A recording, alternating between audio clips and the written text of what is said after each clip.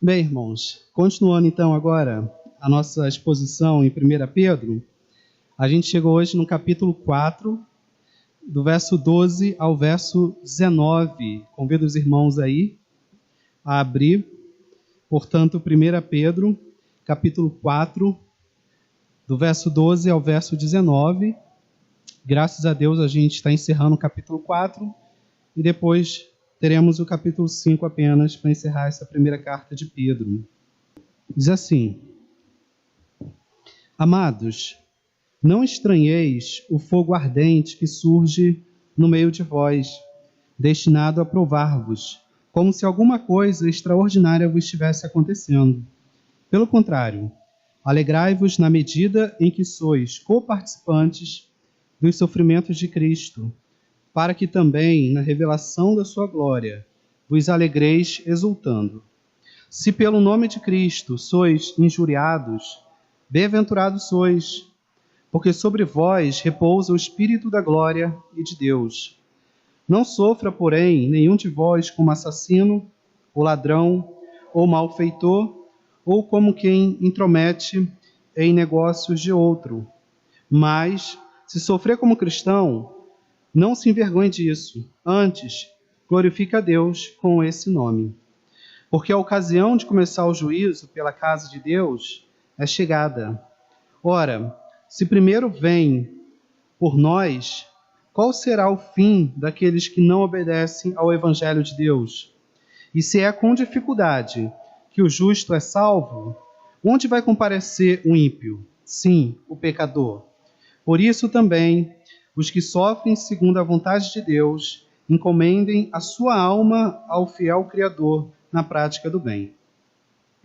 Deus Santo, mais uma vez, peço ao Senhor sabedoria para que eu possa ser fiel à Tua palavra e oro mais uma vez também para que o Senhor abençoe os meus irmãos, para que sejam iluminados pelo Senhor na compreensão também de tudo que será dito aqui.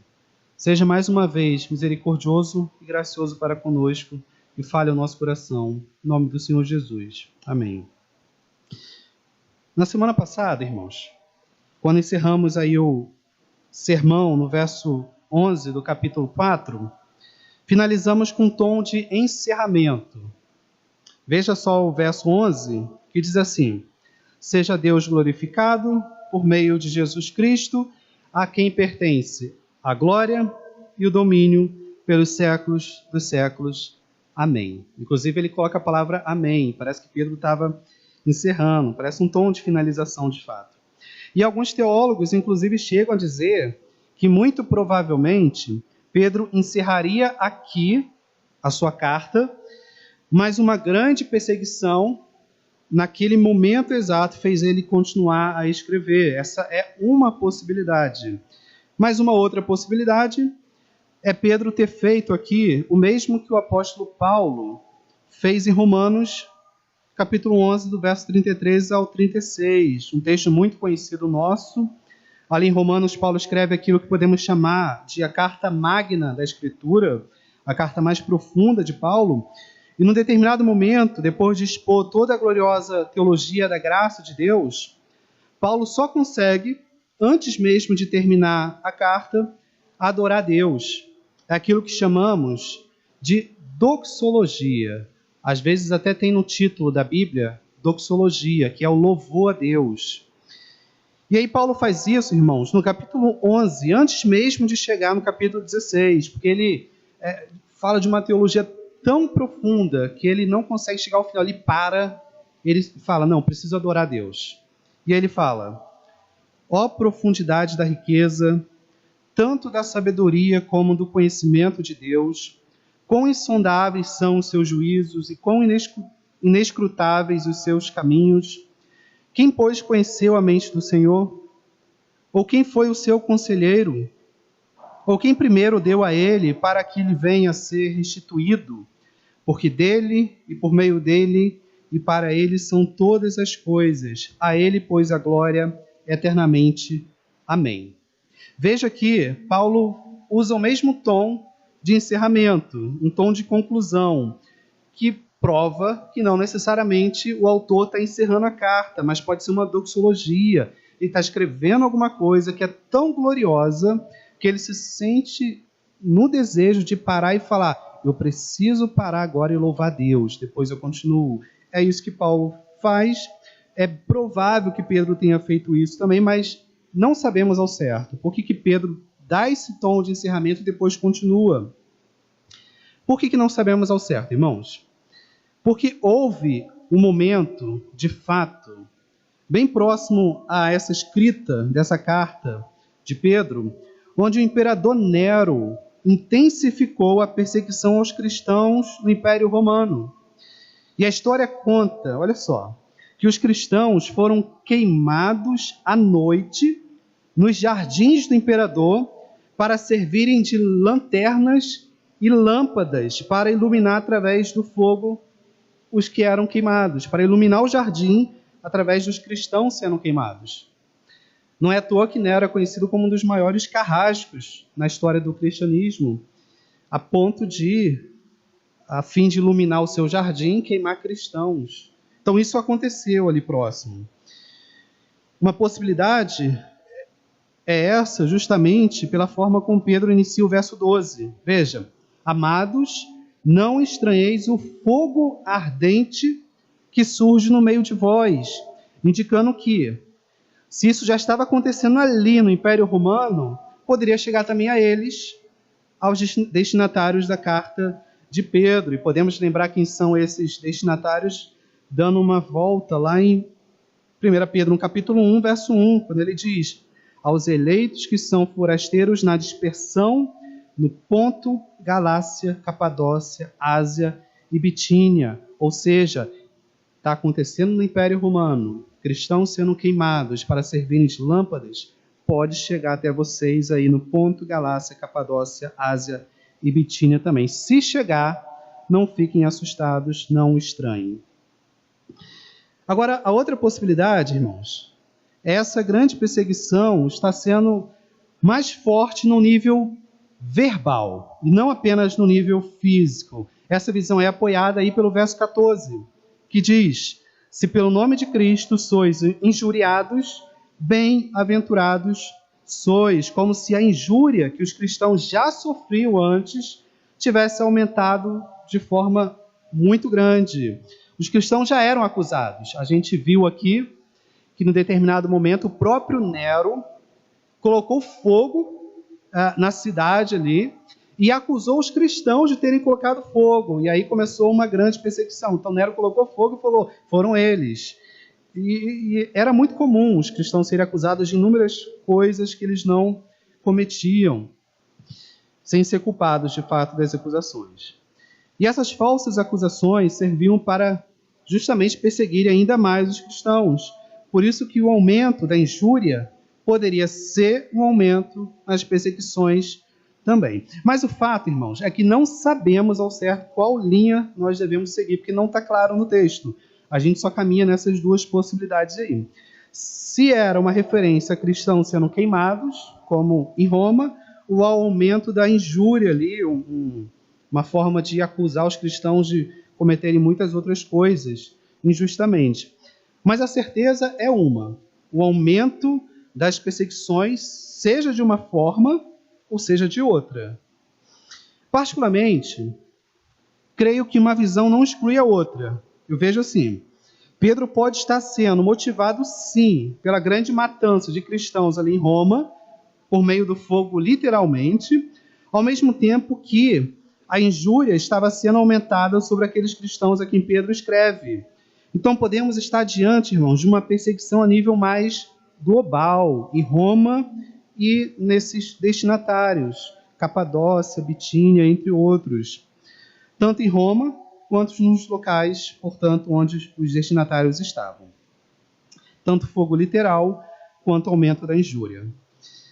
E com essas possibilidades em mente, vejamos o verso 12. Diz assim: amados, não estranheis o fogo ardente que surge no meio de vós, destinados a provar-vos como se alguma coisa extraordinária vos estivesse acontecendo. Primeiro Pedro diz que o cristão não pode estranhar o sofrimento, como se fosse algo anormal ou incompatível com a fé cristã. Pelo contrário, o cristão deve estranhar o não sofrimento, A não dor deve fazer a gente pensar, tem algo estranho. Se está tudo muito bem, a gente tem que pensar, tem que ligar o alerta aí porque tem uma coisa estranha acontecendo. O cristão deve estranhar o não sofrimento, porque ser cristão é sofrer. Não pelo fato de ser cristão é uma bênção, é uma alegria, mas o ser cristão traz consigo aquilo que o Senhor do cristão trouxe para ele mesmo, que é cruz, sofrimento e todas essas questões negativas da vida. Como diz a Escritura, se perseguiram Jesus e o mataram de forma cruel, devemos esperar da mesma forma caminhar por esse caminho da dor. Mas veja que Pedro fala a razão, irmãos, na sequência, destinado a provar-vos. Já temos visto aqui como que o sofrimento tem função pedagógica, purificadora. Purificadora não apenas no sentido de purificar a igreja, porque quando vem uma grande perseguição, os falsos saem, porque eles não aguentam, não conseguem ficar e nem têm motivos para permanecerem como cristãos. Então, a gente olha para a história da igreja e percebe que as grandes perseguições no início do cristianismo serviram também para purificar a igreja. Porque quem não é cristão e está dentro da igreja, quando vê um sofrimento, ele sai. Então, o sofrimento tinha essa função de purificar a igreja. Não só a igreja, no sentido de tirar os falsos, mas também de purificar os cristãos, tirando deles os pecados, os resquícios de pecado. Ou seja, tinha uma função santificadora também. No lugar de gerar revolta, murmuração, o objetivo do sofrimento é gerar no cristão mais pureza, assim como o fogo purifica o ouro. Mas, como sempre, achamos que merecemos bênçãos atrás de bênçãos. Muitas vezes perguntamos onde está Deus no momento da dor, e aí enxergamos o sofrimento como não uma função purificadora, pedagógica, que nos torna mais parecidos com Cristo, mas como motivo para chegar e reclamar. Por que, Deus, o Senhor está fazendo isso? E Pedro diz claramente, é Deus quem está provando vocês. Deus vos está provando. É nesse sentido que Pedro encerra o verso 12, irmãos, dizendo que não é extraordinário a dor, mas a não dor, o não sofrimento. E ele continua a ideia no verso 13. Veja, verso 13. Pelo contrário, alegrai-vos na medida em que sois coparticipantes dos sofrimentos de Cristo, para que também na revelação da sua glória vos alegreis exultando. Aqui é uma lembrança do argumento que já vimos em capítulos anteriores, em Pedro. Se alegrem por parecerem cada vez mais com Jesus, pois ele sofreu e vocês sofrerem igual a ele é bênção para vocês. Então, o mesmo argumento que ele usou antes, ele usa agora. Olhem para o sofrimento como uma dádiva de vocês se parecerem com Cristo, não só na santificação, mas também no sofrimento, pois ser imitador de Cristo envolve ser como Cristo em todas as áreas. Se Cristo é santo e Cristo é sofredor, ser cristão é ser santo e ser sofredor. Isso é ser igual a Cristo. E o que Jesus disse, irmãos, antes mesmo do seu próprio sofrimento? Lá em Mateus 5, verso 11 a 12. Justamente isso, veja. Bem-aventurados, ou seja, abençoados sois, quando por minha causa vos injuriarem, vos perseguirem e mentindo disserem todo mal contra vós. Regozijai-vos e exultai, porque é grande o vosso galardão nos céus, pois assim perseguiram os profetas que viveram antes de vós. Não vejam que o sofrimento meu, Jesus Cristo falando, é algo que está acontecendo de forma inédita agora. Os profetas também sofreram, eu estou sofrendo e vocês também vão sofrer.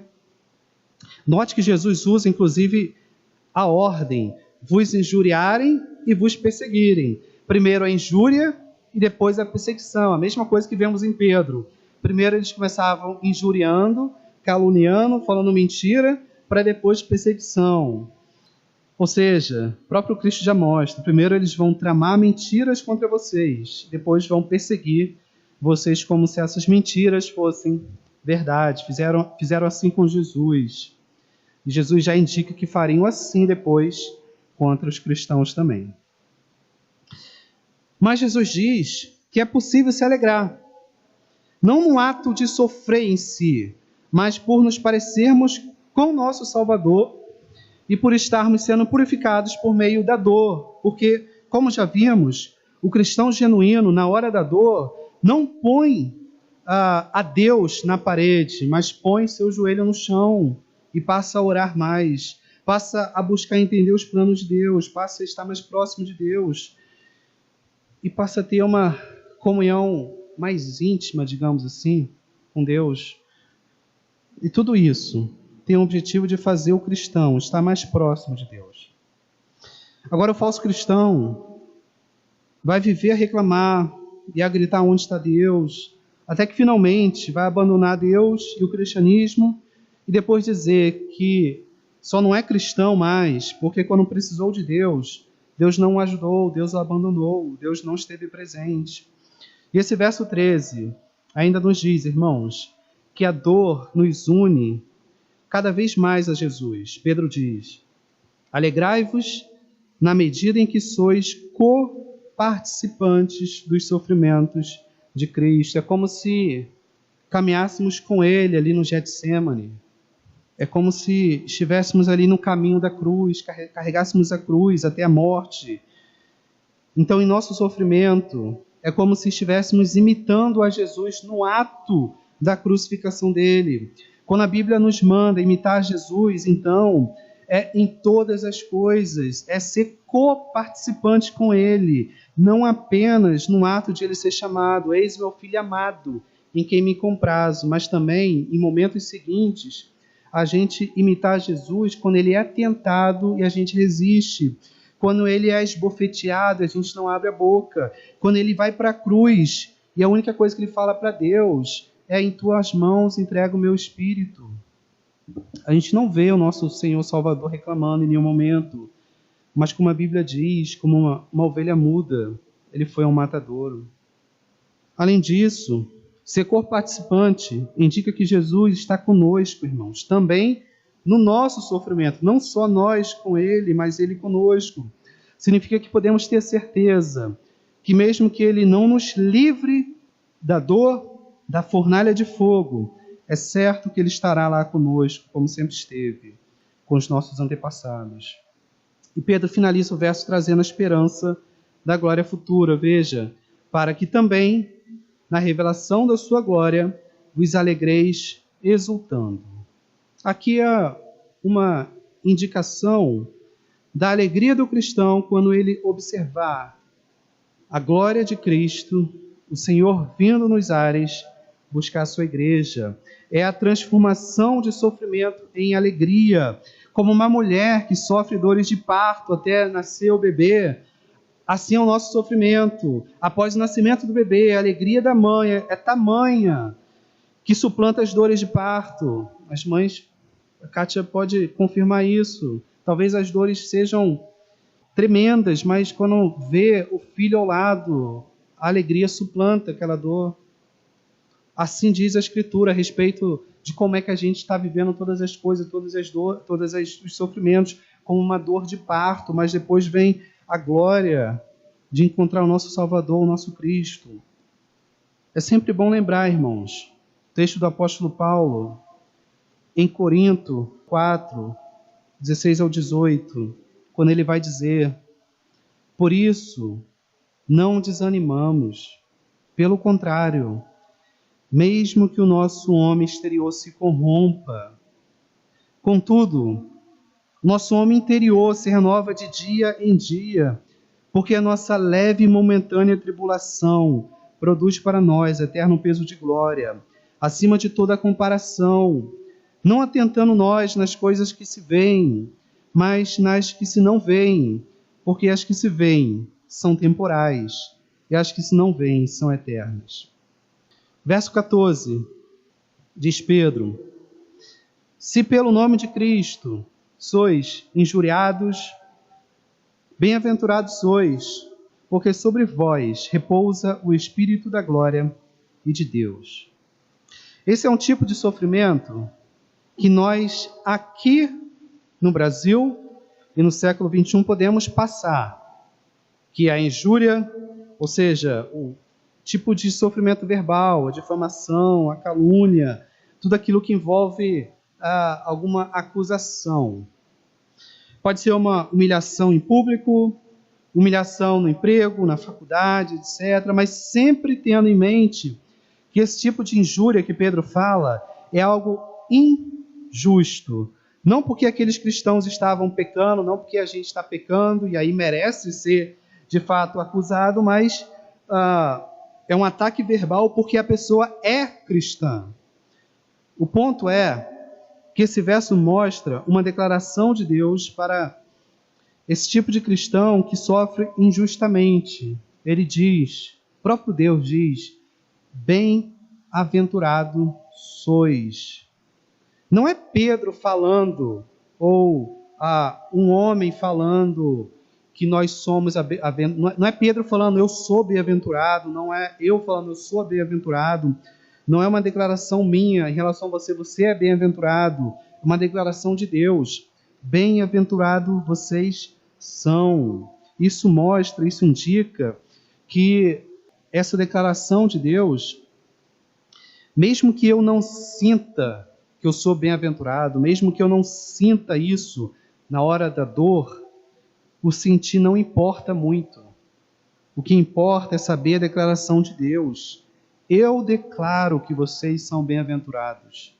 Ainda que a gente sinta que na hora da dor a gente é um ser miserável, desamparado, que não consegue auxílio, ajuda, quando a gente sofre fazendo a vontade de Deus, porque é cristão, o próprio Deus fala, não me importo com o que você está pensando a respeito de você, porque eu que sei o pensamento que tem a vosso respeito, como diz a Escritura, pensamento de paz, e eu declaro, eu digo que vocês são bem-aventurados quando sofrerem por minha causa. E por que somos bem-aventurados? No fim do verso, Pedro diz, porque sobre vós repousa o Espírito da glória e de Deus. No fim das contas, o que importa é isso.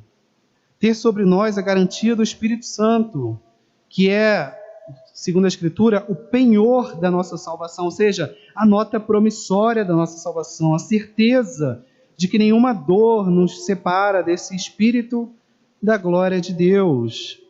E alguém certa vez já disse uma frase que eu acho sensacional. Diz assim, por trás de toda providência carrancuda, esconde-se uma face sorridente. Por trás de toda providência carrancuda, esconde-se uma face sorridente.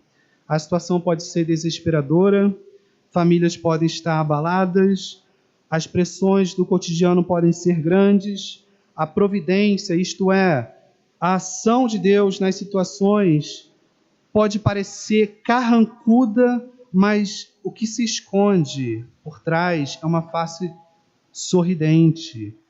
Porque não há nada para Deus que seja impossível, nada que seja desesperador para Deus, nenhuma família que Ele não possa restaurar, nenhuma pressão do cotidiano, do dia a dia que Ele não possa acalmar. A face sorridente de Deus, portanto, sempre está lá do nosso lado. Às vezes vemos essa face, irmãos, quando fazemos igual aos apóstolos que presos cantavam, isto é, na hora da maior dificuldade, conseguiram louvar a Deus, e essa face sorridente apareceu a eles. Eles foram libertos da prisão. Então, acima de tudo, o que Deus quer nos ensinar não é a busca da libertação de uma prisão, mas a paz que excede todo entendimento, mesmo diante de uma providência que se manifesta a princípio carrancuda, mas que quando a gente enxerga com as lentes da graça, a gente vai enxergar uma face sorridente de Deus para conosco. Pois se a face de Deus, irmãos, não for sorridente imediatamente, rapidamente, certamente será no futuro bem próximo. e a gente pode ter certeza que tudo acabará bem, que tudo vai terminar bem. Verso 15. Não sofra, porém, nenhum de vós como assassino, ou ladrão, ou malfeitor, ou como quem se intromete em negócios de outrem. E aqui é uma parte importante, pois vemos que há sofrimentos causados, provocados pela má ação do homem, pela responsabilidade nossa. Sofrimento plantado pelo homem. Aí, ele colher esse sofrimento não é mais algo injusto, mas é algo justo. Ele deve colher. Pedro cita, então, 3 tipos de pecados: assassino, ou ladrão, ou malfeitor, ou como quem se intromete em negócios de outro. Ou seja, alguém violento a ponto de tirar a vida de alguém, uma pessoa desonesta, ladrão, e um bisbilhoteiro e, consequentemente, fofoqueiro. E Pedro diz: não sofram por causa do pecado, porque isso sim é vergonhoso. E isso nos indica algo muito importante, irmãos, que diante da dor, a gente tem que perguntar a Deus com sinceridade: será que eu estou sofrendo por uma consequência do meu erro e do meu pecado? Ou eu estou sofrendo apenas como uma provação de Deus, como algo, como nós temos visto aqui em Pedro, uma injustiça praticada pelos ímpios? Porque a gente às vezes pode olhar para alguns textos de Pedro aqui e pensar: todo sofrimento é algo injusto, então a gente tem que se alegrar com todo sofrimento. E Pedro fala: não necessariamente. Não sofram por causa do pecado, porque isso é vergonhoso. Então o que nós devemos fazer é sempre perguntar a Deus: Deus, por que eu estou sofrendo? Porque tem sim sofrimento provocado por nós mesmos, por aquilo que a gente faz e que depois a gente colhe como consequência. Em outras palavras, se esse sofrimento é injusto, porque somos cristãos, isso a gente tem que se gloriar. Agora, quando é sendo cristão, mas cometendo pecado, Pedro fala: isso é vergonhoso. Isso vocês não devem se gloriar. Verso 16, Pedro vai dizer: mas se sofrer como cristão, essa é uma continuação do verso anterior, não se envergonhe disso, antes glorifique a Deus com o seu nome, com esse nome. Veja que a questão principal não é o sofrimento em si. Muitas vezes as pessoas associam o sofrimento sempre a algo ruim. Acontece, como vimos aqui no verso anterior, mas não necessariamente é algo ruim, como se a gente estivesse colhendo aquilo que plantou.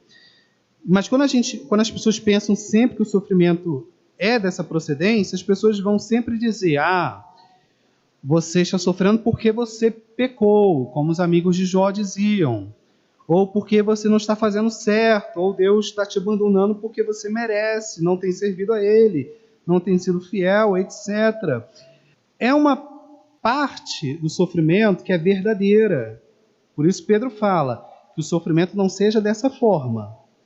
Porque, no caso, a gente não tem que olhar como um sofrimento como provação de Deus, mas como uma disciplina de Deus em razão de a gente ter pecado.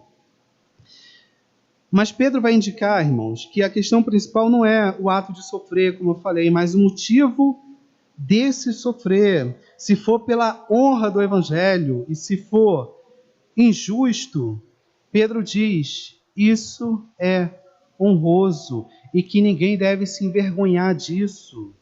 Ninguém deve esconder que está sofrendo pelo fato de ser cristão. Pelo contrário, Pedro vai dizer: se alegrem, porque o mundo vai ver que vocês são cristãos, ou seja, pequenos cristos, igual o Senhor de vocês, que sofreu e não se envergonhou, como o apóstolo Paulo, que sofreu e declarou: eu não me envergonho do Evangelho, porque é o poder de Deus para a salvação de todo aquele que nele crê. Por isso Pedro fala: não se envergonhe disso. E note, irmãos, que Pedro usa aqui pela primeira vez a palavra cristão em toda a sua carta. E já sabemos que esse termo cristão foi usado pela primeira vez lá em Antioquia. Isso está lá em Atos 11, 26. Em Antioquia foram os cristãos chamados, foram os servos de Deus chamados pela primeira vez de cristãos. Pela segunda vez, a gente vê lá em Atos 26, 28, quando Paulo estava diante ali do rei Agripas, e esse rei responde diante das palavras de Paulo, né? Paulo, por pouco, quase que você me persuade a ser um cristão. E aqui em Pedro, Pedro usa aqui a palavra cristão. Então, em toda a Bíblia, a gente vê a palavra cristão apenas 3 vezes, e mais nenhuma vez. Não é um termo banalizado, um termo repetitivo, mas usado pelos outros para se referir aos seguidores de Cristo. Eles são cristãos, como pessoas que de fato imitavam a Cristo. Eles são pequenos cristos. Mas hoje, parece que esse termo está cada vez mais banalizado, não é? Quase todo mundo se diz cristão, seja um político ladrão, seja uma prostituta que se diz cristão, sei lá, um ator de novela fala que é cristão, mas tem uma vida que não aparenta ser cristão. Vários artistas, jogador de futebol, todo mundo parece que se diz cristão. Parece que o Brasil é uma nação cristã. Sendo que a Bíblia toda, a gente vê só 3 referências a cristãos e uma referência de outros olhando para a vida e falando: esses são cristãos. Mas o que essas pessoas todas que eu falei se esquecem é que em Antioquia, por exemplo, os cristãos não se diziam: eu sou cristão. Eles foram considerados e chamados de cristãos. Eram os outros que chamavam eles de pequenos cristos. Diante de todos, não havia dúvida de que aquele povo imitava a Cristo de uma tal forma que eles tinham o título de pequeno Cristo. Então, o que importa, a gente vê, não é a autodeclaração, não é o que a gente diz ser, não é o que as pessoas dizem ser, mas o que Deus diz. E muitas vezes Ele vai confirmar isso por meio de outros, se nos chamando de cristãos. Às vezes pode ser de forma tão simples como: você é diferente dos outros, você tem um comportamento diferente, você não faz aquilo. E aí às vezes vem a pergunta, né? Você é cristão? Mas o fato é que não é uma autodeclaração. Não é a gente chegar e falar: eu sou cristão.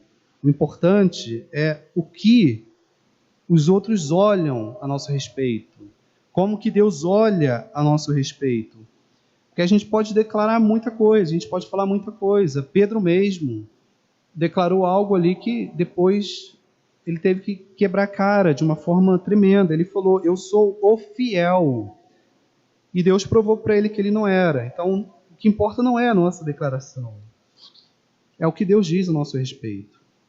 E aí, quando as pessoas chegam, reconhecem que nós somos cristãos, somos vistos como cristãos, perguntam: você é cristão porque você tem um comportamento diferente? A gente só pode dizer como o apóstolo Paulo, né? Eu sou o que sou pela graça de Deus. Não eu, mas a graça de Deus em mim. A gente pode louvar a Deus, porque quando nos reconhecem como cristãos, sem que a gente precise falar alguma coisa, eu acho que Deus é extremamente glorificado e honrado pelas nossas vidas. Verso 17.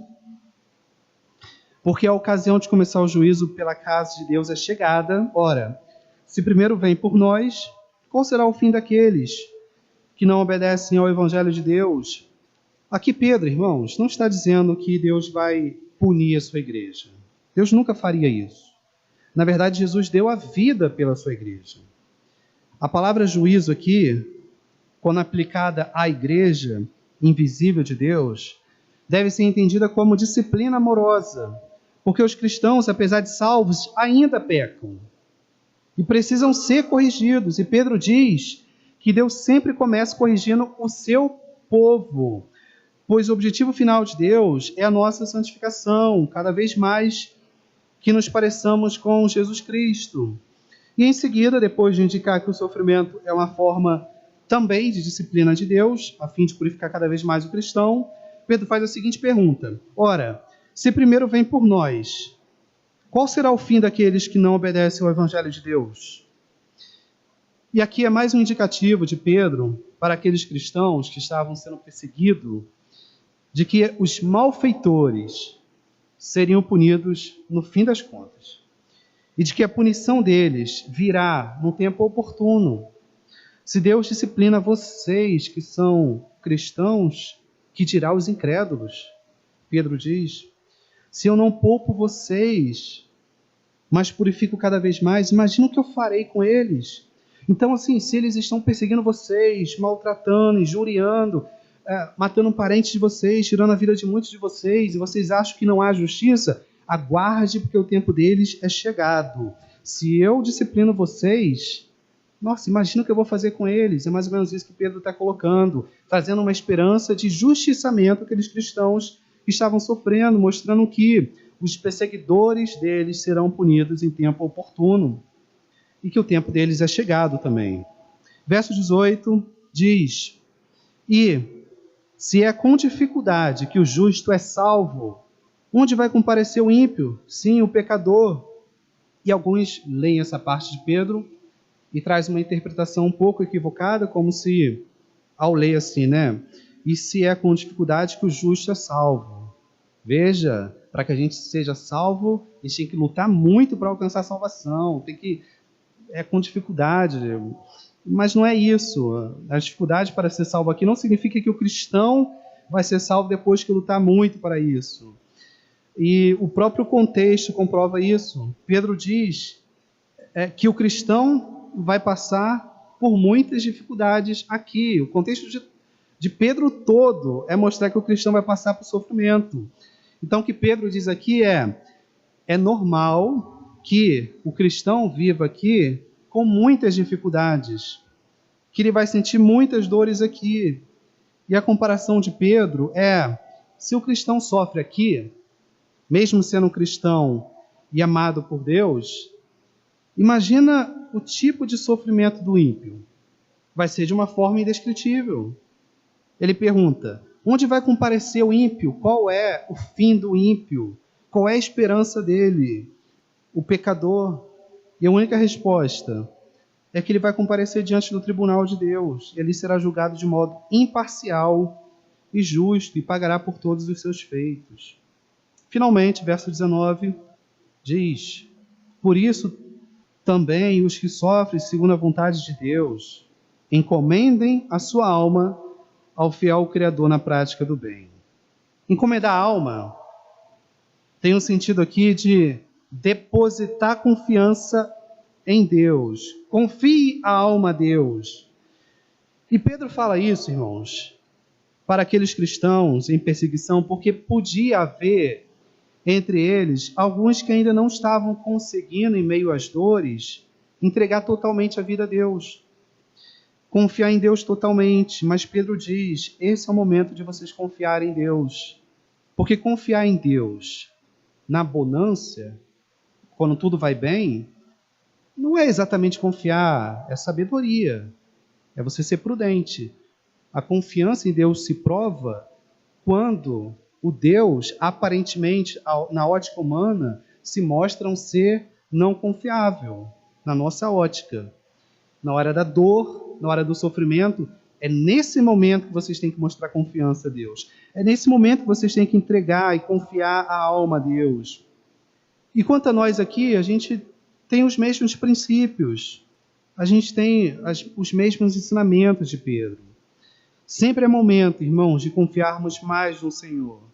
Principalmente, como foi falado aqui, principalmente em momento de sofrimento, momento de dor. Sempre precisamos disso. Na verdade, eu creio que é uma luta constante. Algumas pessoas podem dizer que confiar em Deus é algo fácil, é algo muito tranquilo, é Deus. Mas eu creio que não é fácil assim. Senão a Bíblia não falaria: confie em Deus. A Bíblia não daria o mandamento de confiança em Deus. Se a Bíblia fala para que confiemos em Deus, é porque naturalmente o homem não confia. Então não é fácil, principalmente em momentos de dores. Mas o fato é que nunca podemos desistir, irmãos, e nos lembrar dessa frase de Pedro: os que sofrem segundo a vontade de Deus. Isto é, o sofrimento em nossas vidas é a vontade de Deus. Você nunca vai ver na Bíblia a indicação de que devemos orar pelo fim do sofrimento. Nenhum momento, nenhuma passagem. Mas vamos ver que devemos orar para que não caiamos em tentação. São coisas diferentes. Deus, ele nos prova. Satanás, ele nos tenta. Quanto a isso, Deus fala que a gente ore para que não caia em tentação, mas em nenhum momento Deus fala para a gente orar para que Deus não nos prove. Ou seja, para que a gente não sofra. Porque a tentação ela tem o objetivo de nos derrubar, mas o sofrimento e a provação, que são da vontade de Deus, o objetivo é nos fazer mais parecidos com Jesus Cristo. É por isso que Pedro encerra dizendo, irmãos, encomendem a sua alma ao fiel Criador na prática do bem. Pratiquem o bem. Pedro lembra isso porque sabe que é difícil fazer o bem sentindo dor. Geralmente tendemos a murmurar e olhar só para a nossa dor. Mas Pedro nos lembra que pelo poder de Deus ainda podemos perseverar na prática do bem, na comunhão dos santos, um ajudando o outro, olhando o contexto todo da carta de Pedro, um fazendo bem ao outro ali, mesmo o outro estando sofrendo juntamente com ele. Porque no tempo devido, como diz a Escritura, se não desfalecermos na prática do bem, colheremos. Basta no tempo presente, então, encomendarmos a alma a Deus, confiar nele cada vez mais, pois ele é bom e sempre será bom. Que Deus continue nos ajudando a entender que muitas vezes o sofrimento e aquilo que passamos vem de Deus para nos provar e nos fazer cada vez mais parecido com nosso Senhor Jesus Cristo. Que entendamos isso quando a Bíblia nos pede para que imitemos a Cristo. É tanto na santificação, na santidade, quanto no carregar a cruz. Que Deus nos dê a graça de confiarmos nele. Amém, irmãos? Amém. Oremos a Deus. Senhor, meu Deus, como eu sou grato ao Senhor, Deus, por essa oportunidade de vida, por mais um dia de vida, Deus, e como eu me alegro em poder orar ao Senhor na igreja, na presença dos meus irmãos aqui, agradecer ao Senhor, Deus, porque eu posso dizer que em 30 anos de vida o Senhor sempre foi misericordioso para comigo, foi gracioso, Deus, foi bondoso para comigo. Hoje eu te agradeço por eu estar fazendo 30 anos. Agradeço, Deus, porque eu olho para trás e eu vejo quanto que as dores que eu senti, os sofrimentos que eu passei, Deus, muitas delas sim, provocadas pela minha falta de sabedoria, por meus pecados, mas muitos também, Deus, muitos sofrimentos, como provação, Deus, para que eu pudesse ser mais santo, ser mais sábio, pudesse ser parecido mais com o Senhor Jesus Cristo. Eu te agradeço por tudo isso, Deus. Peço perdão pelos meus erros, pelos meus pecados, e peço, Deus, que o Senhor continue a nos ajudar, não só a mim, mas aos meus irmãos presentes. Se alguém passa aqui, Deus, por momentos difíceis, dores, que o Senhor seja esse Deus bondoso para com eles, para com todos nós. Nos ajude, Deus, a perseverar, a confiar no Senhor, de que o Senhor tem nos guardado e de que o Senhor está no controle de tudo e de que esse Deus que está no controle de tudo é bom. Então vai fazer o que é bom nas nossas vidas. Por isso nos ajude, Deus, a perseverar na prática do bem, na comunhão dos santos, na oração, Deus, mesmo diante da dor, para que não desfaleçamos, para que no momento oportuno possamos, como Pedro falou, Deus, como quem sente dores de parto, depois de vermos a glória do Senhor e adentrarmos aos céus, Deus, e glorificarmos o Senhor para sempre. Nos ajude cada vez mais, Deus. Abençoe agora, Deus, a nossa ida para casa, abençoe o fim de semana, nos ajude, Deus, a estarmos aqui, louvar o Teu nome como igreja do Senhor, em comunhão dos santos, e continue, Deus, sendo bondoso para conosco, misericordioso nas nossas vidas. Essa é a minha oração de gratidão a Ti, Deus. Em nome do Senhor Jesus Cristo. Amém e amém. Deus abençoe a todos, irmãos. Eita! Rapaz!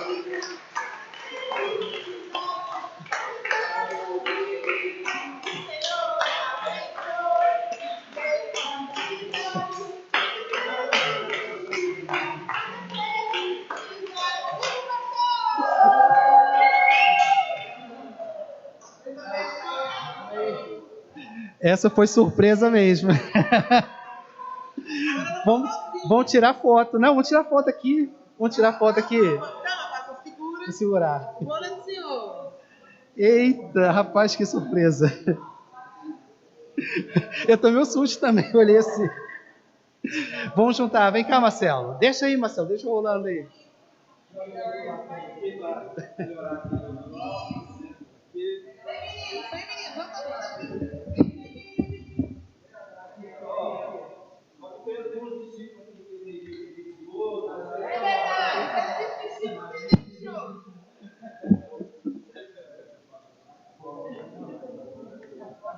Vem, André, vem pra cá.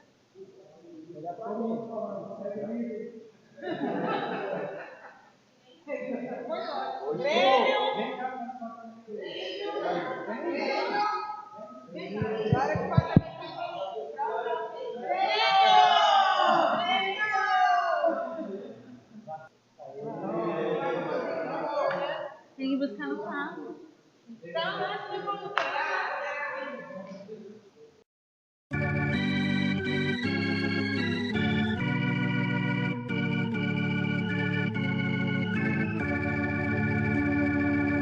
Um ano mais de vida guardou-vos o Senhor e deu-vos fiel guarida no seu divino amor. De coração dai graças ao vosso eterno Pai, pois mais um ano passa, a Deus mil graças dai. De noite em claro dia, no inverno ou no verão, na dor ou na alegria, gozastes proteção. De coração dai graças ao vosso eterno Pai, pois mais um ano passa, a Deus mil graças dai.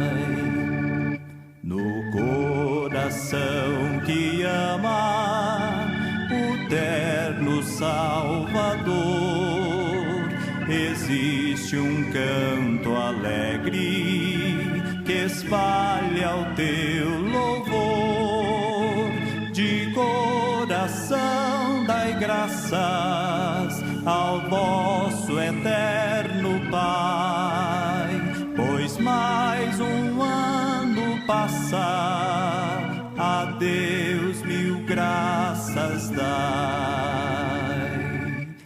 Ensina-nos, ó Cristo, o que convém lembrar, e todo nosso tempo no bem aproveitar. De coração dai graças ao vosso eterno Pai, pois mais um ano passa, a Deus mil graças dai.